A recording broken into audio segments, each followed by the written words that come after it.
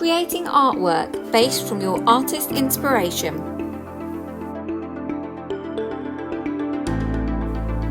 Here's a list of resources you may need.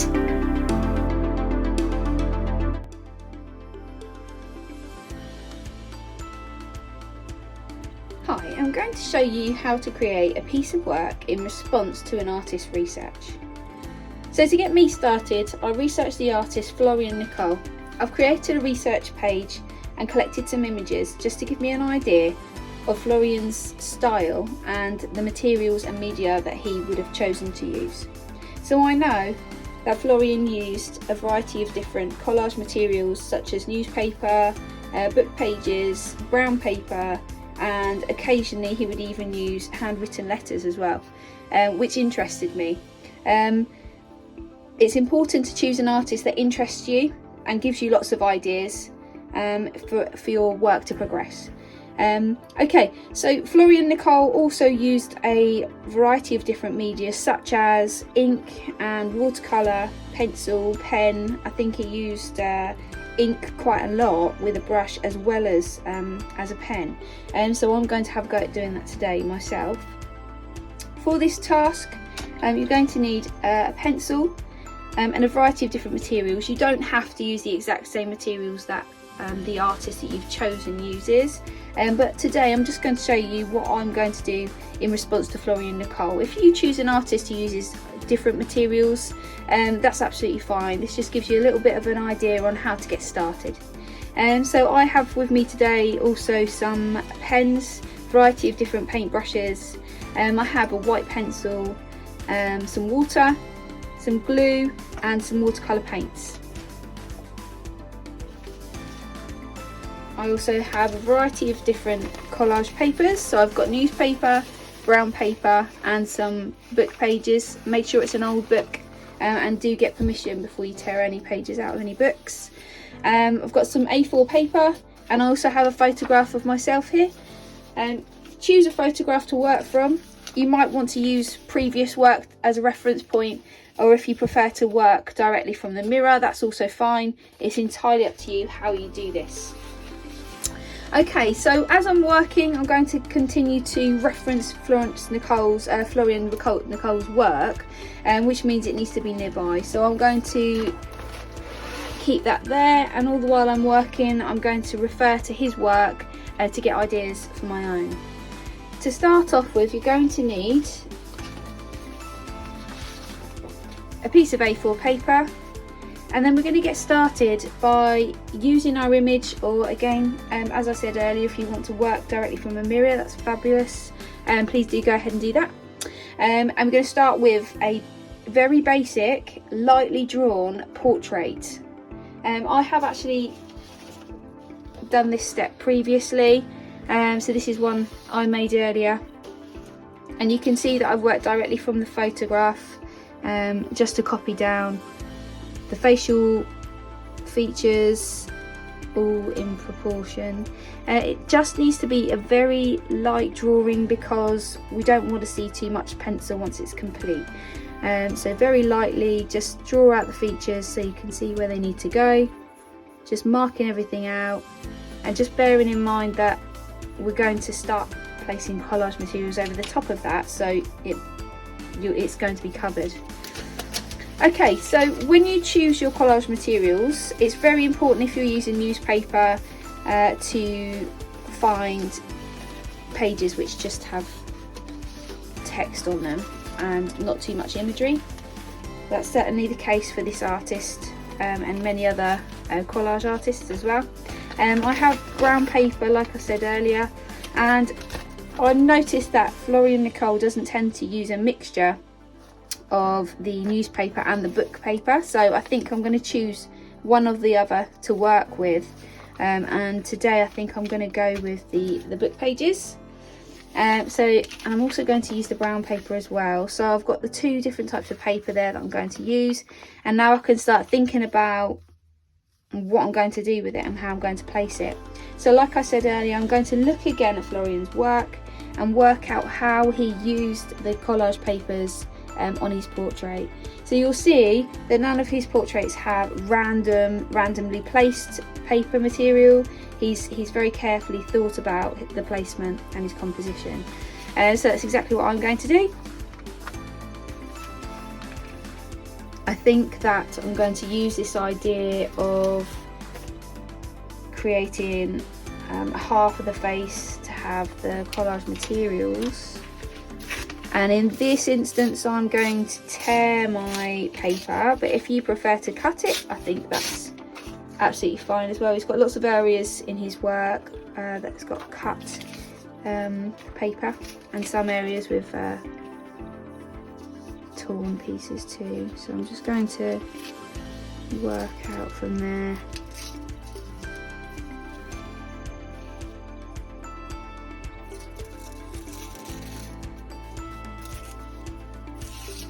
And then what I'm realising now is I'm going to have to draw back over the top just to make sure my portrait's visible.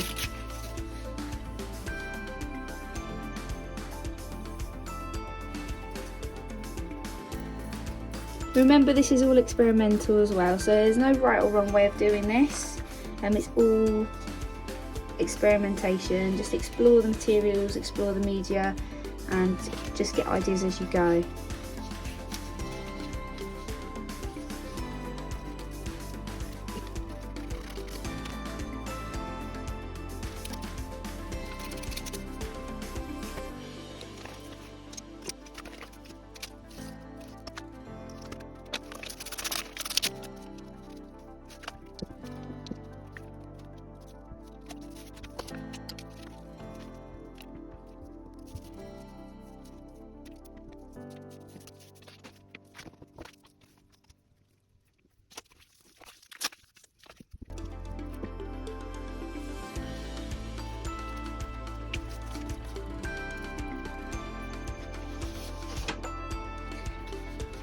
Okay, once you're happy with your collage papers and you're happy that you've got enough a variety of different collage papers on your piece, then you are ready to use your wet mediums. So you can make a start with watercolour straight away, or I think that I will start with using some black ink, and then I perhaps will allow that to dry before working into it later on with a black pen.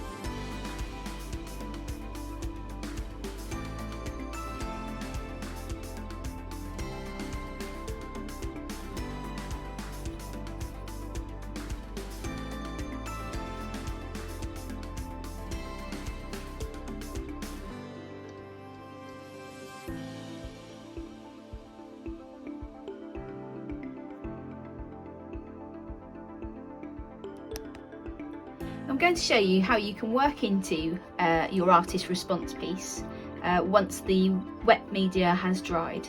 So today I'm going to continue working on my Florian Nicole response.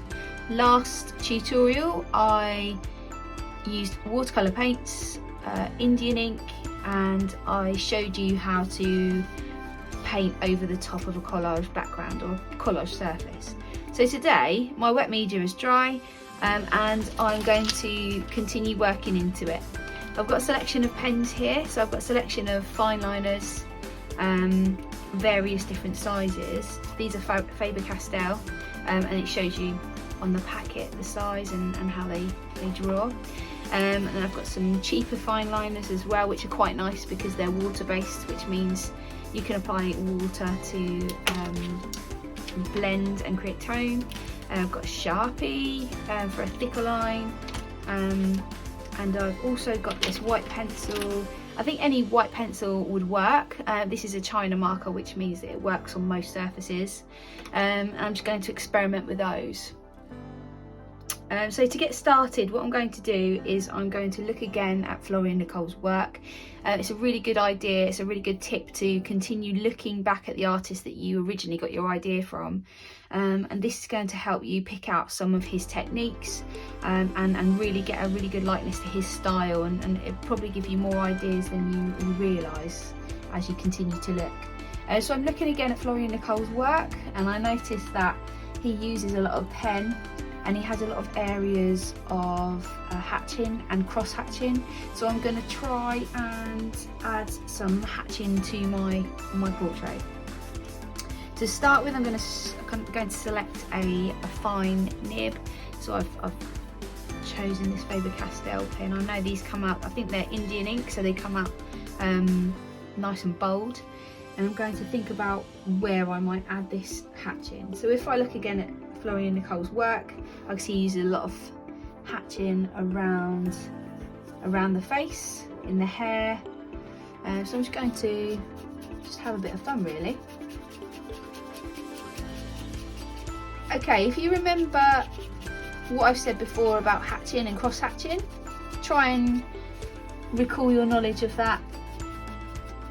Try to work quickly, keep your lines straight, but also following the form of what it is you're drawing. So obviously in this case I'm drawing a face, so I'm making sure that my lines are rounded. If they were straight lines, they're going to make the face look flat, so I want to keep that form. And I'm just going to add some hatching.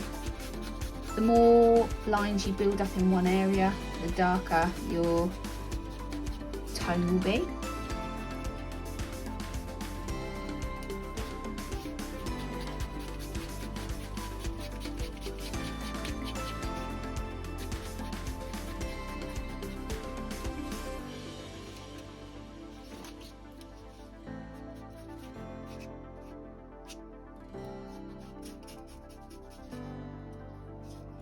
Okay, so as I'm working, I'm continuing to look at Florian Nicole's work. I'm realising that I have a lot of detail in my drawings, as he does, but he also has a lot of areas of line which are a lot freer. So I'm going to try and really loosen up my line now. And these lines are suggestive of hair, although they don't define the hair. You can see here he's got a really nice sort of line in this area here. So I'm just going to choose a thicker pen, and I'm going to have a go at just adding some more sort of freer lines, just sort of loosen up a little bit more.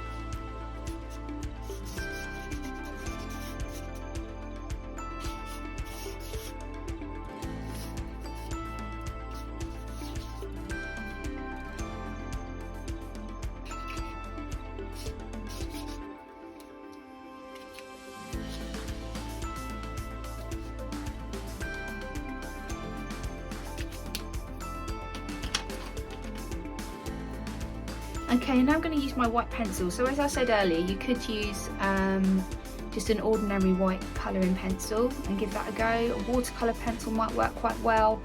This is a China marker, so this will draw on most surfaces, but it's experimentation. So anything you have to hand, maybe even some chalk, that might work well. And just explore the different materials. You can always, if you're not confident with drawing directly on the work that you're currently working on, you can have a go perhaps having a piece of scrap paper beside you which you can practice on before you work on your piece.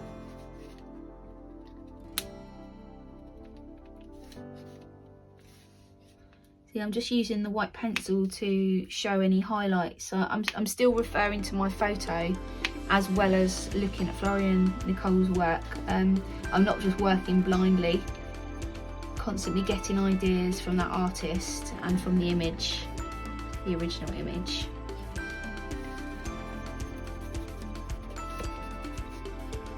Picking out some highlights.